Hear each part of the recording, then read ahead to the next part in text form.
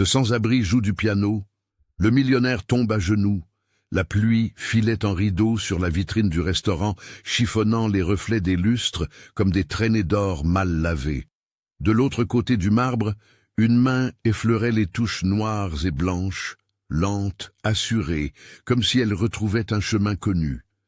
À l'extérieur, sous l'auvent, un garçon aux cheveux emmêlés tenait un petit bouquet de fleurs déjà fanées entre ses doigts, comme un talisman fragile. Ses paumes avaient la couleur de la ville, poussière, vieille cire et gel hydroalcoolique oublié. Il gagnait sa vie à rester immobile, à mendier un regard, parfois un sourire. Ce soir-là, la musique l'aimantait. L'agent de sécurité, large et prompt, l'avait déjà poussé une fois vers la rue. « On ne traîne pas devant la porte », avait-il dit, la voix durcie par l'habitude de l'ordre. Les piétons détournaient le regard. Les voitures passaient, luisantes, indifférentes. À l'intérieur, sur l'estrade, le pianiste professionnel égrenait des accords que la salle avalait comme un cérémonial.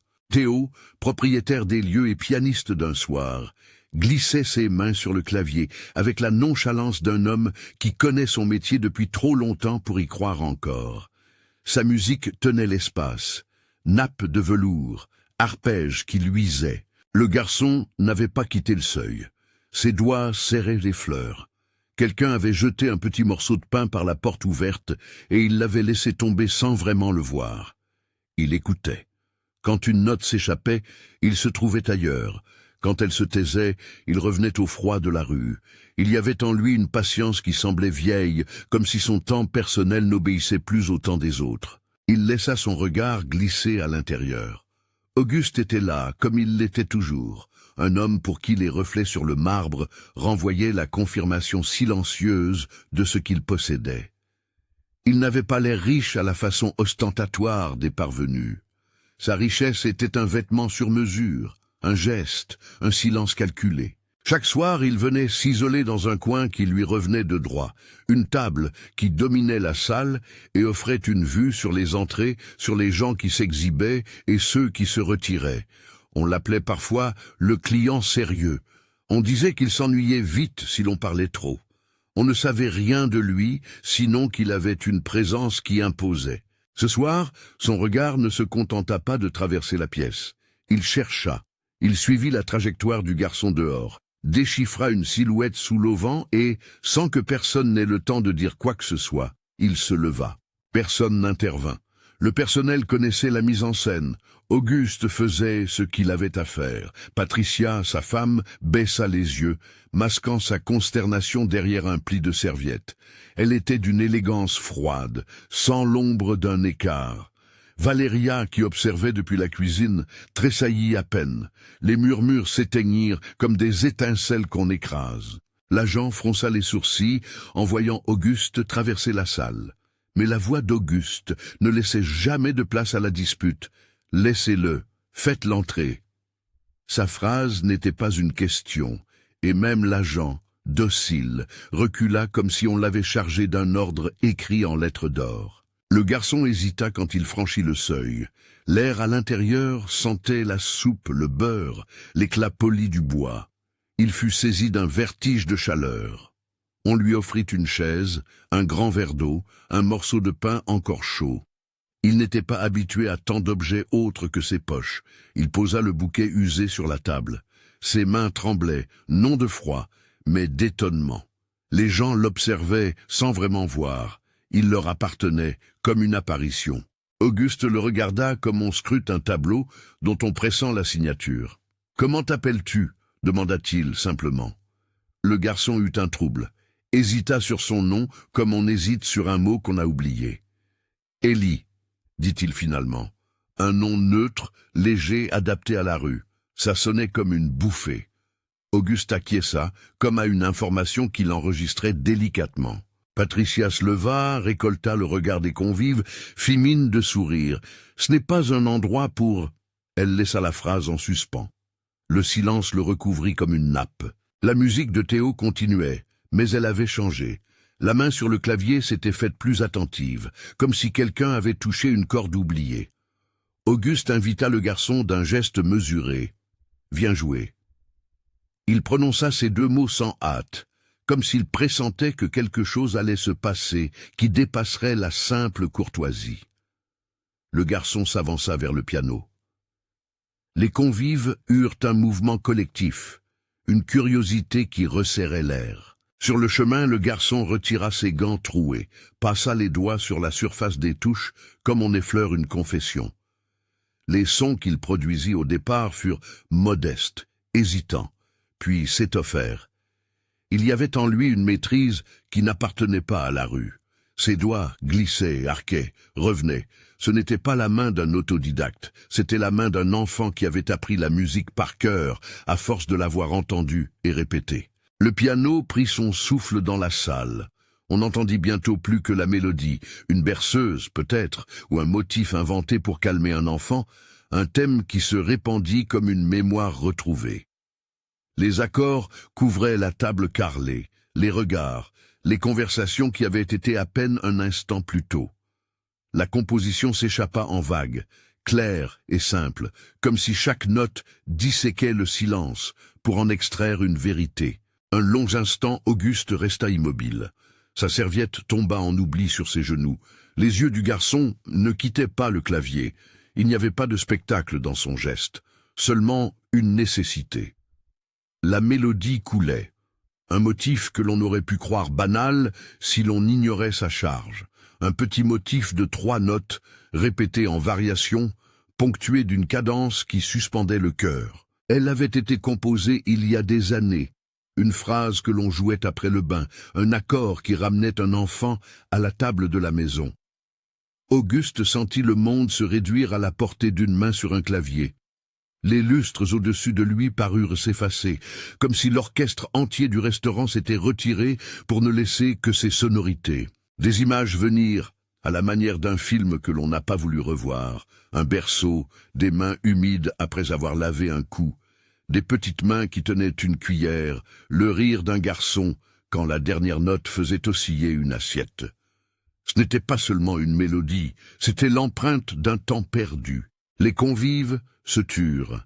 Les murmures se transformèrent en une respiration collective qui suivait chaque phrase musicale. Patricia tressaillit, puis se redressa. Sous sa robe impeccable, un visage se durcit. Valéria, en cuisine, eut un mouvement presque imperceptible qui trahit l'équilibre précaire de son calme. Madame Carmen, une habituée discrète assise près du bar, posa sa main sur son sac, immobile, comme si elle cherchait à retenir une émotion qui la surprenait. Le garçon jouait sans lever la tête. Ses yeux, parfois, cherchèrent la fenêtre comme on cherche un éclat de ciel. Parfois, sa joue se creusait, comme si une douleur sourde remontait à la surface quand la cadence prenait certaines inflexions. Mais ses doigts ne faillissaient pas. La musique lui servait de boussole, et dans ce jeu lointain, il retrouvait un ordre. Auguste ne sut pas quand une larme coula sur sa joue. Il resta d'abord dans une immobilité plus effrayante que le cri, une stupeur ancrée. Puis il se leva, sans bruit, comme on se lève pour aller vers une image projetée. Il traversa la salle en quelques pas, ses chaussures heurtant le dallage, comme des notes graves. Les gens se redressèrent, certains prirent leur téléphone, d'autres restèrent figés. Au piano, la mélodie continua, détachée, charnelle. Le garçon ne vit pas Auguste s'approcher. Il était immergé dans la phrase musicale qu'on lui avait donnée sans qu'il le sache. La seule chose qui mit fin à son jeu fut le silence. Une note traça son arc puis se perdit. Il leva enfin les yeux et rencontra le visage d'Auguste. Le regard était devenu autre. Ce n'était plus le regard du client inamovible, mais celui d'un père qui reconnaît une signature en pleine nuit. Les lignes du visage s'étaient creusées. On aurait dit que cet homme, qui détenait des forums, des bureaux, des comptes, venait de retrouver un livre perdu. Il était à la fois surpris et profondément reconnaissant, comme si l'objet retrouvé le sauvait d'un oubli plus vaste. Il n'y eut pas d'explication. Auguste chancela, comme si ses jambes n'étaient plus accordées aux autres parties de son corps. Il tomba à genoux devant le piano sans bruit et posa une main tremblante sur le bois poli. Le geste ne cherchait pas la pitié. Il accomplissait une révélation. Sa bouche remua, mais aucun son n'en sortit. Les larmes s'accumulèrent en petits ruisseaux sur ses joues, et il plissa les yeux contre la vive lumière de l'estrade. Autour de lui, le murmure se fit plus dense, comme si la salle retenait son souffle pour ne pas déranger une phrase fragile. Patricia se leva d'un bond qui n'était pas naturel, les doigts crispés autour d'une fourchette, et regarda Auguste comme on regarde un danger. Ses lèvres se pinçaient. Valéria, en cuisine, posa une main sur son cœur, le visage pâle comme si l'air manquait. Quelques personnes applaudirent, doucement, sans savoir pourquoi elles applaudaient. D'autres prirent leur téléphone, mais aucun message ne fut encore envoyé. La scène avait la force d'une vérité que tout le monde pressentait, mais qu'aucun mot n'aurait supposé. Le garçon, lui, était resté immobile, comme si on l'avait tiré hors d'un rêve. Les dernières notes se dissolvaient dans l'air et il respirait plus fort, comme si chaque respiration se substituait à une mesure. Son nom, Élie, résonna à nouveau, chuchoté par quelqu'un qui l'avait entendu au début. Le mot tomba comme un écho. Auguste, suivant un réflexe ancien, sentit la poche de sa veste, en sortit un petit mouchoir de lin blanc et essuya ses yeux avec la lenteur d'un homme qui n'avait pas l'habitude de s'exposer. Il leva la tête vers la salle, ses lèvres tremblaient. Il prit la main du garçon et ce contact fut celui d'une reconquête, ni possessif ni triomphant, juste chargé d'un élan qui cherchait à recoller les bords d'un vieil arrachement. « Comment est-ce possible ?» articula-t-il, la voix à peine plus qu'un souffle. Mais ses lèvres ne prononcèrent pas le nom qu'il cherchait vraiment. Il n'osa pas encore. Son regard cherchait un détail qui confirmerait ce que ses oreilles venaient d'affirmer. La mélodie qui avait déclenché l'effondrement était connue de peu. Auguste l'avait composée pour un petit garçon au milieu d'une nuit où la ville semblait trop grande. Il s'agissait d'un motif simple, répétitif, une ritournelle que l'on jouait pour calmer. La chanson n'était pas une archive, elle était une empreinte intime. Qui, si ce n'était un fils, pourrait la jouer avec cette justesse qui ne laisse de place qu'à la nostalgie? La salle avait changé d'échelle. On n'était plus dans une scène mondaine. On assistait à quelque chose d'autre, de primordial, une reconnaissance.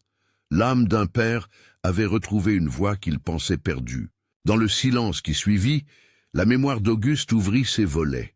Les images arrivèrent par fragments. Un appartement pourvu de bergère, un bain, une petite serviette roulée sur la table, un enfant riant, les cheveux mouillés, un nom murmuré comme une prière. Ces images venaient avec la même précision que la musique. Elles ne demandaient pas de preuves. Elles exigeaient seulement d'être regardées. Patricia détourna le regard. Son visage, auparavant une surface lisse d'indifférence, se fissura.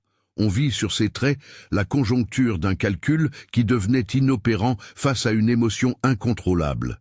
Elle porta la main à sa bouche, non pas pour se couvrir d'une émotion sincère, mais pour contenir quelque chose, peut-être la peur de voir son dispositif perdre pied. Valéria, qui tenait la cocotte en main, sentit son souffle se suspendre. Un cliquetis de couvert monta en crescendo comme un appel. Le garçon, lui, ne comprenait pas tout. Il sentait que quelque chose de grand venait d'arriver. Il percevait la chaleur de la main d'Auguste et la solidité du bois du piano sous ses doigts. Il avait joué parce qu'il devait jouer. Jouer était sa manière de survivre, sa manière d'exister.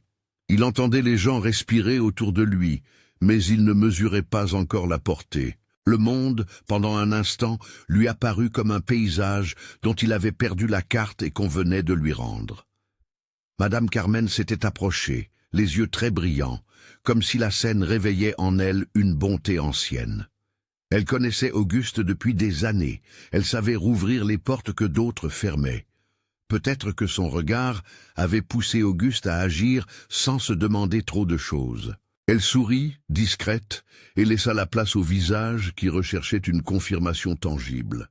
Ce que la salle ignorait encore, et que le garçon n'avait pas encore su dire, était la nature de la disparition qui avait jadis arraché un enfant à une maison.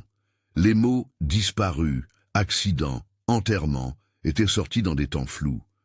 Une tombe avait été parmi les jalons d'un deuil socialement acceptable. Mais parfois, l'histoire garde les faux semblants comme on garde une photo trop bien cadrée. Auguste, sur ses genoux, sentit un mélange d'horreur et de joie, une dialectique qui faisait vibrer toute sa personne. Il se souvint d'un message qu'il avait reçu, une photo peut-être, et d'un téléphone qu'il avait jeté à la mer de l'attente. Il sentit l'urgence d'ordonner les pièces du puzzle, mais il sut également que l'on ne forcera pas une vérité par la seule émotion. Il fallait des preuves. La mélodie en était une, mais fragile. Il fallait autre chose, un trait physique, un mot, une réponse. Il releva la tête lentement, comme pour ne pas briser la fragilité du moment. Sa bouche murmura « Daniel ». Mais le mot resta suspendu, presque oublié sur ses lèvres. Il n'osa pas le prononcer plus fort. La salle n'était pas prête, il ne l'était pas non plus. Le petit bouquet sur la table, des fleurs qu'on croyait fanées, fut pris par une main qui trembla. Le garçon baissa les yeux, reconnaissant la chaleur d'une main paternelle, et dans ce geste, il sentit un vertige qui n'était ni de peur ni de joie, mais de ce qui arrive quand un fil trop longtemps dénoué se resserre au bon endroit. La musique continua de vibrer dans l'air, comme si elle refusait de se laisser enfermer par l'émotion. Les notes se faisaient lentes, elles revenaient sur le motif originel une dernière fois, comme pour signer ce qui venait d'être révélé. Puis Théo, d'un geste respectueux, se retira, laissant au garçon la place entière du silence. Autour d'eux, des regards se croisèrent. Un téléphone s'alluma, prêt à immortaliser, mais Auguste leva la main et fit un geste vague, comme pour dire « Non, pas encore ». Ce geste avait quelque chose d'une sentence privée. Il remit une pièce de monnaie sur la nappe, à l'endroit précis où le garçon l'avait déposée en entrant. Il ne savait pas encore quelle route il prendrait, mais en ce pli du temps, il décida qu'on ne bafouerait pas cette matinée. La salle retrouva une respiration plus ordinaire, mais la tension resta, une cordée invisible qui tenait chacun à l'autre par la curiosité et l'inquiétude. Patricia s'excusa sous un prétexte, puis quitta la salle, sa démarche précipitée trahissant qu'elle allait composer. Valéria chercha un prétexte en cuisine, pour sortir et passer une main sur ses tempes, comme si quelque chose en elle cherchait la stabilité. Madame Carmen murmura une prière sans mots, une formule de compassion qui se proposait d'être utile. Auguste resta à genoux quelques minutes de plus, tenant la main d'Élie. Quand il se leva enfin, il prit un instant pour regarder autour de lui, comme si l'on pouvait faire tenir un monde sur un seul regard. Il prit son manteau et, d'un geste qui ne manqua pas d'élan ni d'ordre, il rejoignit la porte. Il posa sur la table devant lui un billet épais et sur le verre d'eau une carte visiblement griffonnée d'une adresse et d'un numéro. « Viens chez moi demain, dit-il. Nous parlerons. Et reste ici ce soir. Ne va nulle part. » Sa voix était désormais ferme, sans fioriture. Elle portait une autorité qui n'avait pas besoin de se justifier. Le garçon hocha la tête, comme on accepte une main tendue sans savoir où elle mène. Quand Auguste sortit dans la nuit, la pluie avait arrêté de tomber. La ville exhalait une odeur de bitume et de promesses non tenues. Il marcha d'un pas déterminé, la tête pleine de souvenirs et d'images. Dans sa poche, le petit mouchoir blanc était devenu humide. Il sentait qu'une mécanique qu'il croyait domptée venait de se détraquer. Il savait aussi qu'on ne pouvait ni précipiter une histoire, ni l'oublier. Il se tenait désormais au seuil d'un nouveau chapitre dont il anticipait la complexité. À l'intérieur, on parla à voix basse. Les clientes échangèrent des hypothèses. Les serveurs se mirent à nettoyer d'un geste nerveux. On disait que c'était peut-être une mise en scène, que la rue avait ses stratagèmes. On disait que les riches aimaient les sensations fortes et les bonnes actions pour leur conscience. Mais au fond de la salle, la musique avait laissé un sillon. Elle continuait de résonner pour ceux qui écoutaient encore. Le garçon resta un moment au piano, les doigts posés sur le clavier, comme si la présence d'Auguste avait laissé une empreinte thermique sur le bois. Il ne savait pas pourquoi il avait joué cette mélodie. Il s'était souvenu d'un motif, d'une sensation, d'une séquence de doigts qui revenait quand le silence le réclamait. Il était un survivant qui avait appris à utiliser la musique comme on emploie un lanterne dans une nuit étendue. Quand il se leva pour aller s'asseoir à la table, une main inconnue vint lui déposer une petite couverture sur les épaules. C'était Madame Carmen. Elle l'aida à la nouer, d'un geste maternel, sans trop poser de questions. Tu es bien ici, dit-elle doucement. Repose-toi. Il accepta la couverture comme on accepte une forme de vérité provisoire. Il pensa à son passé, à des portes fermées, à des noms entendus une fois et perdus. Un éclat de choses lointaines traversa son esprit. Un prénom, Daniel, prononcé par une voix qui le berça autrefois. Il n'en était pas sûr. Il n'en était sûr de rien, sinon du piano contre ses doigts. La nuit avança. Auguste ne revenait pas encore. La ville s'aplatit, les lampadaires se mirent à dessiner des demi-lunes sur le trottoir. La veilleur de nuit fit un tour, jeta un coup d'œil discret à la table où le garçon somnolait. Aucun des clients n'avait osé alimenter la conversation par des questions trop injurieuses. Tous sentaient la possibilité d'un bouleversement. Les secrets, dans une ville, sont des choses graissées par l'habitude. Ils tiennent par des complicités invisibles, des regards détournés, des dossiers soigneusement clos, des enterrements qui font foi. Mais ce soir, la musique avait dressé une faille. Elle avait mis à nu un motif plus ancien que la ruse. Elle avait ouvert la possibilité d'un récit que certains vivaient encore en silence. Quelques heures plus tôt, dans un appartement qui n'était plus qu'un écho de ce qu'il avait été, une tombe avait été considérée comme le terminus d'un deuil. On avait lu un nom, on avait pleuré, on avait enterré, on avait signé des papiers, on avait choisi des mots officiels. Les certitudes s'étaient installées comme un vernis, et pourtant, tout vernis peut se lézarder. Auguste, dans sa voiture, roulait sans regarder la ville. Sa main tenait le volant, l'autre serrait le mouchoir. Il pensait aux indices qui faisaient la démonstration d'un lien. La mélodie vient d'une mémoire intime. Il y a des traits physiques qui ne s'effacent pas, des hobbies qu'on traîne comme des cartes de visite, des messages qui se répondent. Mais il savait aussi qu'un seul son ne suffisait pas. Il faudrait plus. Il faudrait des documents, des témoins, un examen de ces zones d'ombre. Il savait que Patricia n'était pas uniquement une épouse. Elle était habitée par des choses qu'il n'avait pas tout à fait comprises. Valéria avait sa façon de parler d'argent et de pouvoir. Un médecin, un nom murmuré dans la ville, Nicolas, apparaissait comme une figure possible d'un complice. Hélène, la jeune nourrice, avait été écartée jadis dans un souffle d'incompréhension. Il se demanda, non sans une pointe d'effroi, quelle chaîne de décisions avait pu conduire à ce qu'un enfant s'efface et réapparaisse sous la forme d'un sans-abri qui joue du piano. Il se souvenait d'un temps où les choses se faisaient à visage découvert, où l'on prenait la main et où l'on répondait de ses actes. Aujourd'hui, tout se cachait derrière des vies propres et des comptes bien tenus. Auguste gara sa voiture devant un immeuble familier. Il monta encore, sentant le poids de la nuit sur ses épaules. Il s'arrêta devant une porte qu'il n'avait pas l'intention d'ouvrir pour d'autres raisons que de trouver des papiers, des traces, des éléments qui permettraient de démêler les trois dimensions du vrai, du mensonge et de l'oubli. Il savait qu'il risquait de déterrer des choses qui, si elles venaient à la lumière, feraient vaciller des vies. À l'intérieur, il trouva un dossier ancien, des lettres pliées, une photo jaunie. La photographie montrait un enfant sur les genoux d'un homme qui souriait d'une façon tendre. L'enfant tenait une petite marionnette et regardait l'objectif d'un air ingénu. Auguste posa la photo sur la table, la prit, la tourna vers la lumière.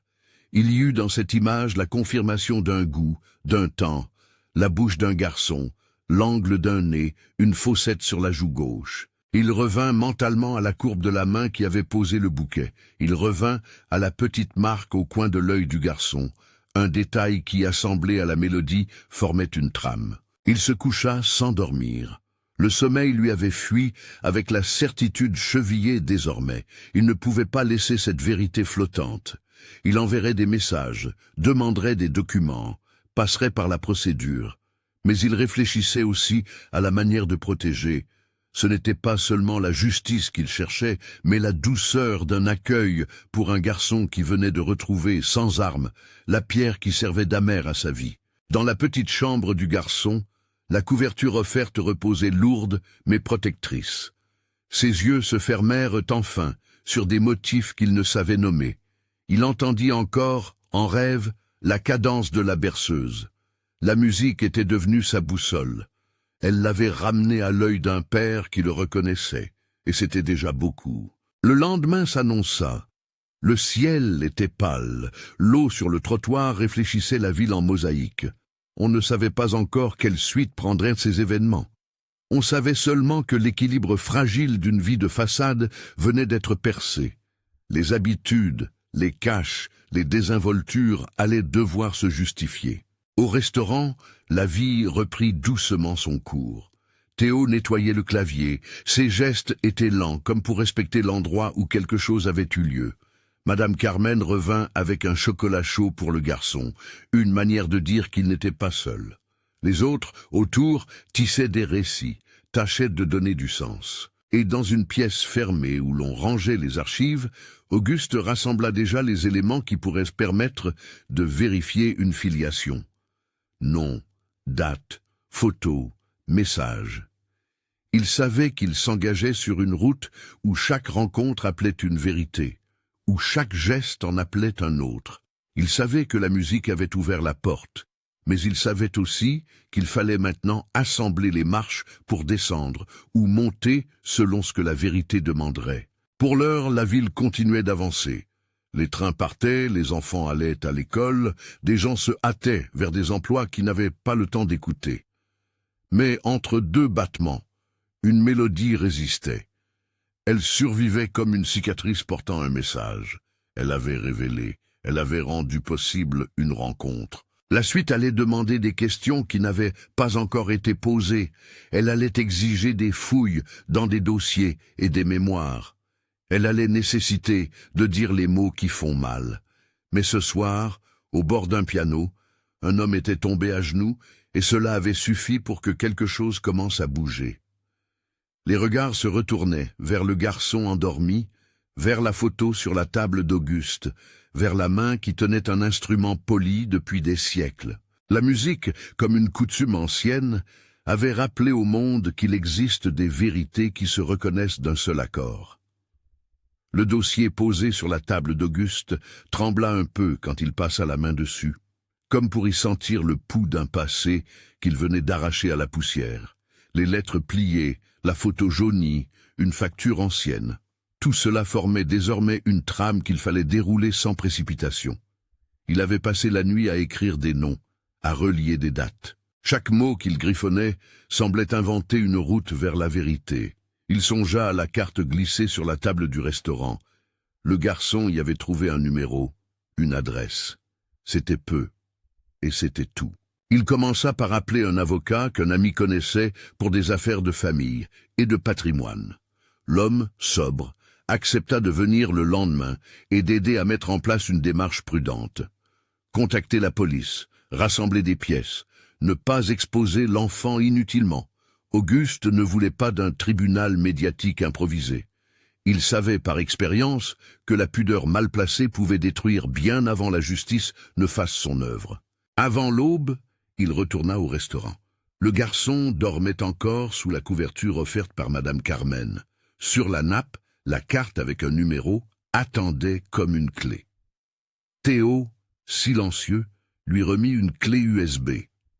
La vidéo de la soirée. Sur la vidéo, on voyait la main du garçon sur le clavier, les visages des clients, les mouvements de Patricia, un plan bref où Valéria passait près de la porte. Il y avait aussi une séquence plus ancienne, enregistrée par erreur, d'un soir où on voyait un bébé dans un bras, une silhouette qui partait sous la pluie. C'était flou, mais suffisant pour semer un doute. Auguste compila ces images, prit des copies des courriers et des photos et contacta la police. Il n'était pas naïf. Il savait que l'argent pouvait aider, mais la vérité ne se payait pas d'avance. On lui assigna une enquêtrice, Claire Durand. Une femme à la démarche calme et aux yeux qui scrutaient sans s'attendrir.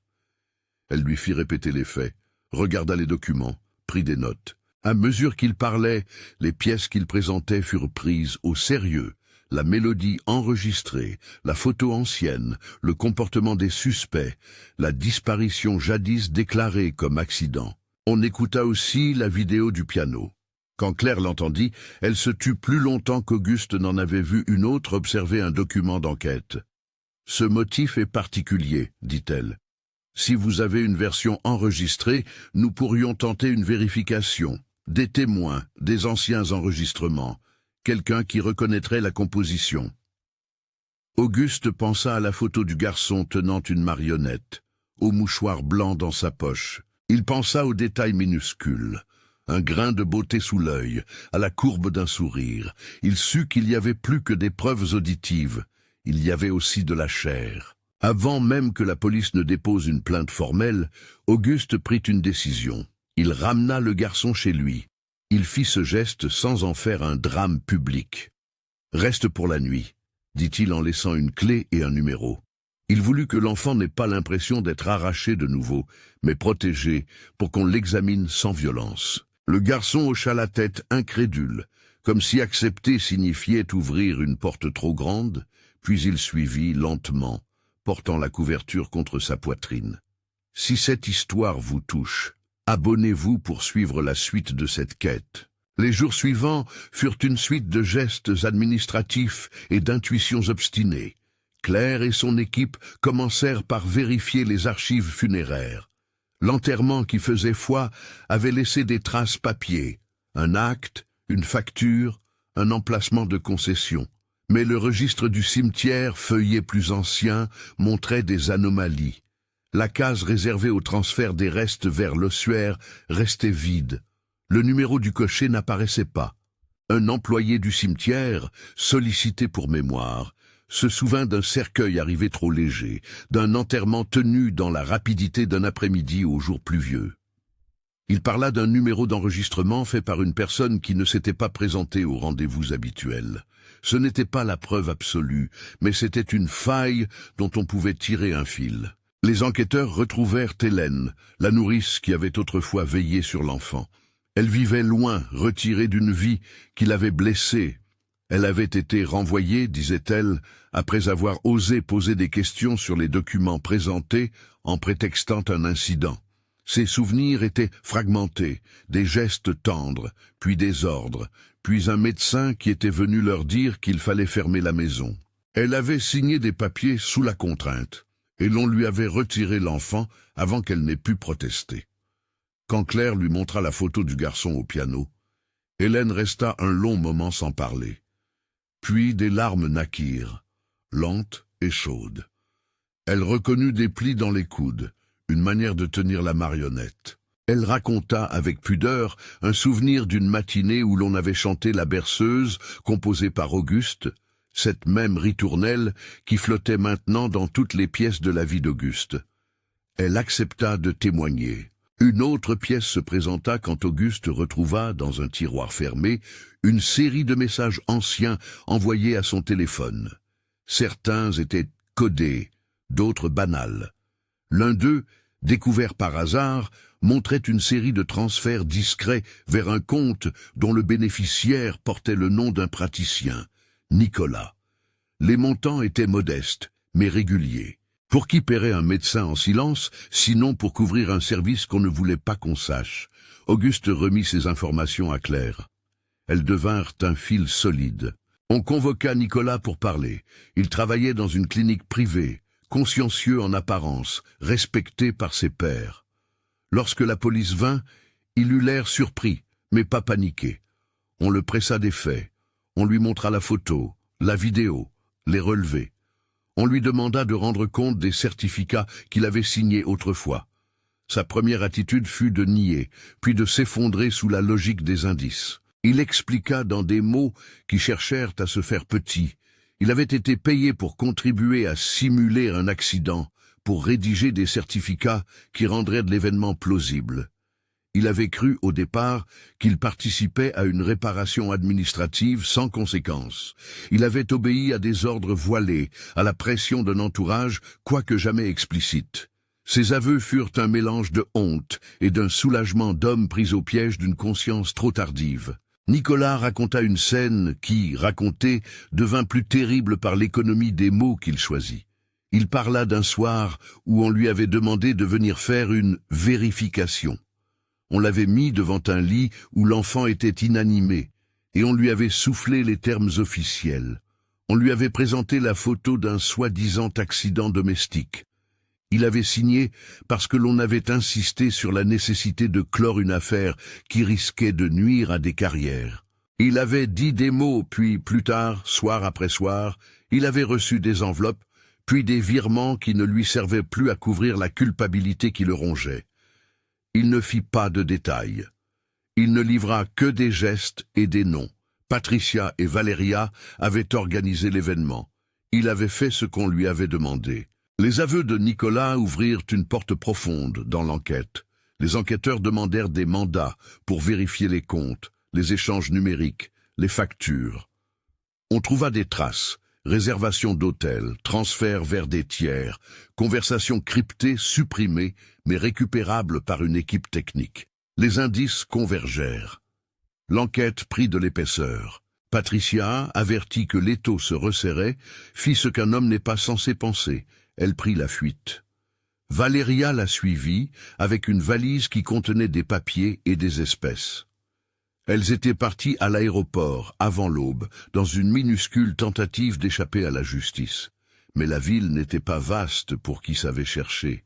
Les détectives consultèrent les manifestes de vol, ils passèrent en revue les réservations d'hôtels et les caméras qui filment la voie publique. Une alerte fut diffusée aux brigades de liaison. Les deux femmes furent localisées à l'aéroport, tentant de franchir la frontière d'un pays voisin. L'arrestation, lorsqu'elle eut lieu, fut brutale, mais sans violence. Les policiers les prirent à la sortie des contrôles, sans éclat, saisissant passeports et téléphones. Leur visage ne montra pas la surprise attendue. Il y eut plutôt chez elles un mélange de colère pâle et d'un désarroi calculé. Face à la gravité des accusations, Patricia chercha à plaider l'erreur, l'ignorance, Valeria plus acérée par la peur. Le monde avait fini par réduire leurs gestes à des rapports et des aveux. Pendant ce temps, la décision d'exhumer la tombe fit débat. On ne l'envisagea pas à la légère. Une juge signa le mandat, après examen des indices, registre du cimetière, témoignage de Hélène, relevé bancaire, aveu partiel de Nicolas. L'exhumation suscita un mouvement dans le quartier où l'affaire avait jadis été enterrée, littéralement et symboliquement. On fit venir des spécialistes, on respecta les rites.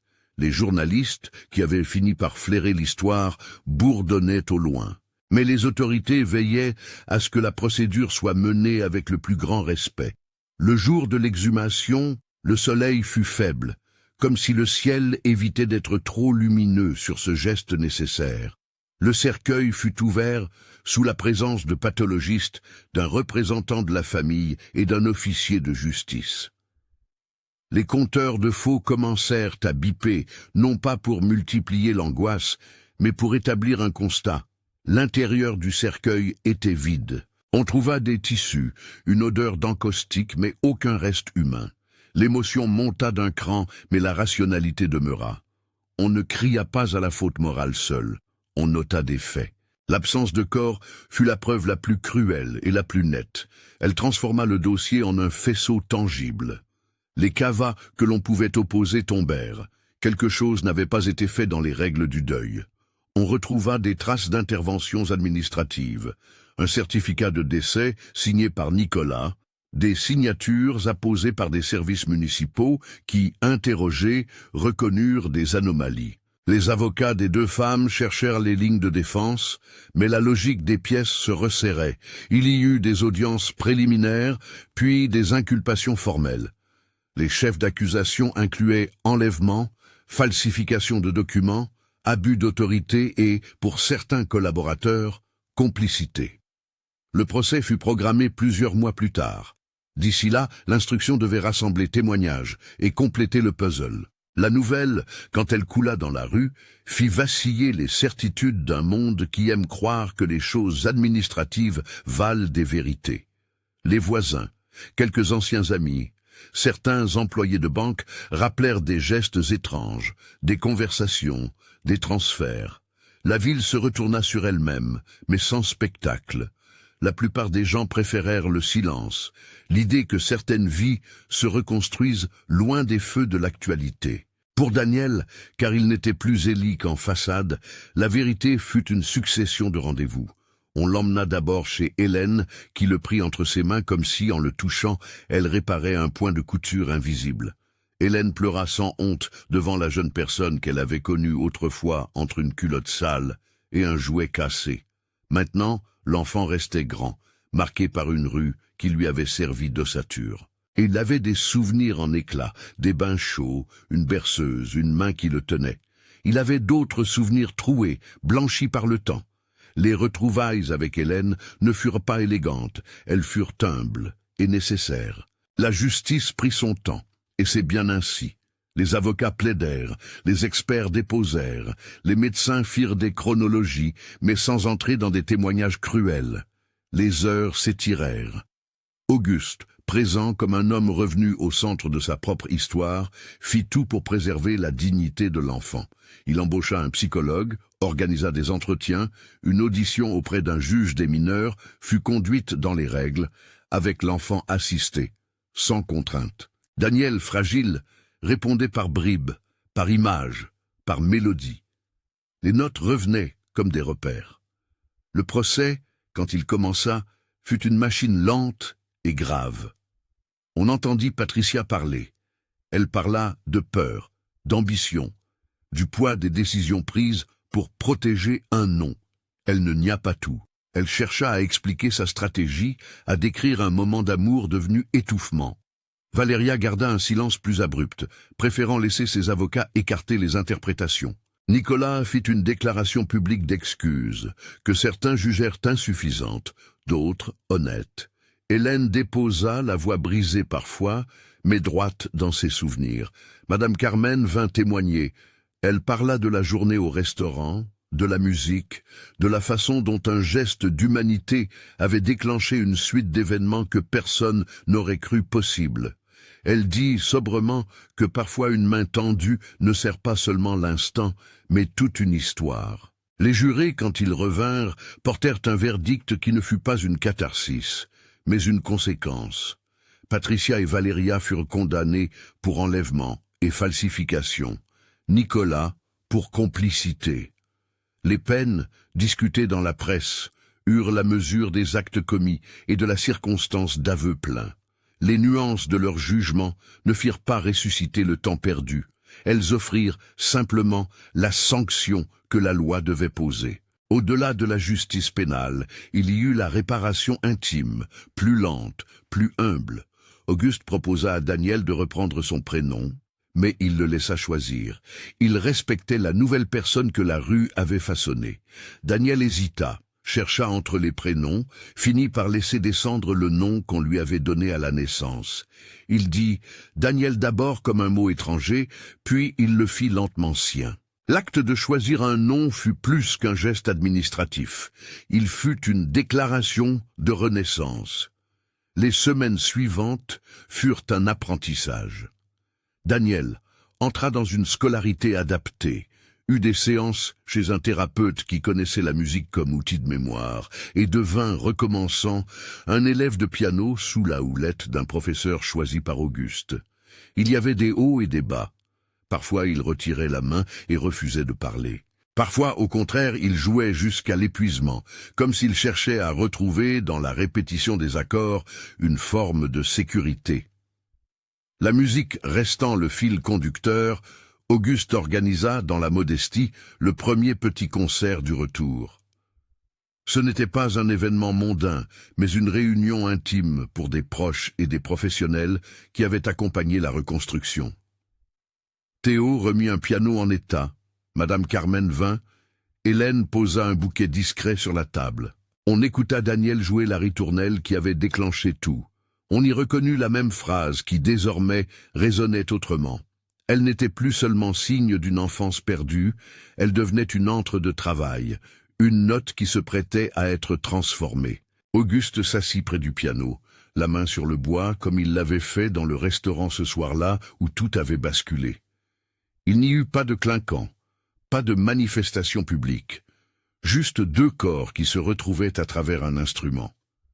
Les doigts d'Auguste, plus lourds d'années, rejoignirent ceux du fils et commencèrent, maladroits d'abord, à tâtonner une nouvelle mélodie. La composition gagna en confiance. La vieille ritournelle trouva des accords nouveaux, des contre-chants qui la protégeaient. Les variations ne cherchaient pas à effacer le passé, elles en faisaient la matière première d'un présent autre. Le processus de réparation prit des formes matérielles aussi. Des comptes furent mis en ordre, des papiers rétablis, des signatures reprises. Auguste prit soin que l'enfant ne soit pas perçu comme un trophée. Il engagea une social worker pour veiller à son rythme, veiller aux rendez-vous scolaires, aux démarches. Il insista pour que Daniel garde des liens avec Hélène, qui, à sa demande, reçut non seulement une reconnaissance publique, mais un soutien financier pour sa retraite et ses soins. Madame Carmen continua d'être une présence discrète mais régulière. Un appel, un pain apporté, une main sur l'épaule. Il y eut aussi la difficulté du regard des autres. Parfois, dans la rue, Daniel croisait des personnes qui l'avaient connu d'une autre vie. Certains le regardaient comme on voit un animal blessé, avec une pitié maladroite. D'autres préféraient détourner la tête. Ces moments nécessitaient patience et délicatesse. Auguste se rendit compte que la richesse n'est pas seulement de pouvoir payer des soins, mais de pouvoir offrir une lente réassurance. Cette possibilité, il la mit à profit, sans fanfare. La musique joua un rôle thérapeutique majeur. Daniel, en répétant la ritournelle, put peu à peu inventer des variations qui devenaient ses phrases propres. Il ajouta un accord en mi bémol, suspendit une cadence, laissa un silence plus long. Ce silence, auparavant chargé, se mua en un trait créatif. Il y eut des nuits où, seul, il recommençait les mêmes phrases jusqu'à ce que la mémoire cesse d'être un piège et devienne une présence amie. Les relations familiales avec Patricia et Valéria furent brisées, mais la narrateur ne cédera pas au désir de rendre la haine atroce. Patricia, condamnée, essaya parfois d'envoyer des mots, de petites lettres qui cherchaient pardon. Les avocats d'Auguste et l'équipe de protection de l'enfant décidèrent que toute communication devait passer par des canaux officiels et n'affecterait pas la construction du jeune homme. La justice ne pouvait tout réparer, et toutes les questions de pardon restèrent privées, difficiles, inachevées. Il restait enfin la question de la représentation publique de cette histoire. Auguste refusa que la vérité soit transformée en spectacle.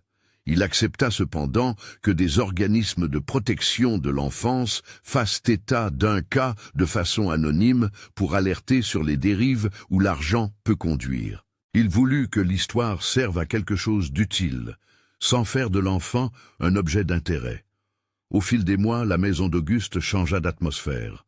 On y trouva un mélange d'exigence et de tendresse qui ne ressemblait ni à une rédemption rapide, ni à une réparation souveraine, mais à la patience d'une communauté qui décide de reconstruire. Les dîners n'étaient plus l'expression d'un monde clos.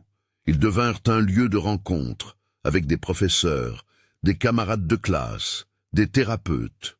On riait parfois on restait silencieux, et puis la musique reprenait sa place, comme un fil qui relie. L'un des moments les plus forts survint quand Daniel, pour la première fois depuis des années, monta sur une scène publique, mais non pour un spectacle mondain, pour un concert caritatif où il joua la ritournelle et des pièces qu'il avait aimées en grandissant. La salle où il avait joué la première fois au restaurant était petite. On avait choisi un endroit neutre, chaleureux. Les habitués du quartier, Madame Carmen en tête, furent là. On entendit des larmes retenues dans l'auditoire, mais surtout une admiration tranquille pour la manière dont la musique avait servi de pont. Auguste ne chercha pas le triomphe. Il resta à l'écart, présent comme un repère. Après le concert, il s'approcha du piano et prit la main de son fils.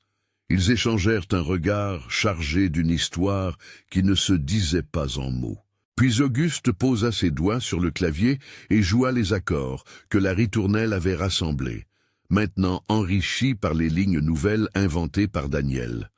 Ensemble, ils composèrent une coda, la vieille berceuse, transformée en une chanson d'adulte, une série d'accords qui disaient autre chose que la perte, la possibilité. La musique, dans ces instants, n'était plus seulement souvenir, Elles devenaient bâtisseuses. Les notes inventées venaient se poser sur les anciennes, comme des pierres nouvelles sur une fondation qui avait été ébranlée, mais non détruite. Le public entendit, sans tout comprendre, qu'il s'agissait d'un geste d'union, d'un début. Les regards se tournèrent vers le piano, et puis, presque sans qu'on s'en aperçoive, certains se mirent à applaudir, d'abord doucement, puis avec plus d'ampleur. La justice avait fait son œuvre. La vie continuait. Daniel, plus assuré, commença à imaginer un avenir qui n'était pas seulement le passé revu. Il voulait, un jour, enseigner la musique, peut-être à des enfants dont on avait pris soin, peut-être à ceux qui n'avaient pas eu la chance d'être entendus. Il voulut que les notes qu'il apprenait servent à autre chose qu'à consoler une mémoire. Il voulait modestement aider. Le dernier accord de leur première composition commune resta suspendu dans l'air, comme on suspend un mot qu'on garde pour plus tard. Auguste regarda son fils, et pour la première fois depuis longtemps, il trouva un silence sans panique. Il y avait des choses à régler, des papiers encore, des regards à apaiser, mais la route qui s'ouvrait devant eux était moins faite de détours honteux que de travail patient. Dans la maison, une photo nouvelle vint trouver sa place entre les anciennes. Daniel et Auguste, pris sur le pas d'un piano, le matin, la lumière tombant sur leurs visages. On ne cherchait plus à masquer les rides, ni les ombres. On acceptait la fragilité. Hélène vint parfois, et ses cheveux avaient pris une teinte d'argent, mais ses mains restaient tendres. Madame Carmen revenait souvent, avec des confitures, des gâteaux simples, gestes qui montrent que la vie peut être réparée par de petites, constantes actions. La dernière scène de cette partie fut simple, mais elle portait la mesure des choses. Un soir, la maison était vide de visiteurs. Daniel s'assit au piano, Auguste prit place à côté de lui. Ils joueront la ritournelle, puis une variation, puis la coda qu'ils avaient travaillée. Les notes s'égrenèrent, elles se firent plus sûres. À la fin, ils levèrent les yeux l'un vers l'autre. Aucun mot n'était nécessaire. La musique avait dit ce que les mots peinaient à nommer, la reconnaissance, la patience, la réparation. Quand la dernière note se perdit, le silence ne fut pas pesant. Il était une promesse ténue. Auguste posa la main sur l'épaule de son fils et lui dit seulement « On continue ». Daniel sourit, un sourire qui savait encore pleurer, mais aussi rire. Il répondit presque à voix basse « D'accord ». Les deux restèrent là un moment comme deux accords qui se tiennent, en attente d'une suite que la vie, avec ses lenteurs et ses surprises, écrirait jour après jour. Si cette histoire vous a touché, partagez-la et dites-nous quelle note vous a le plus ému.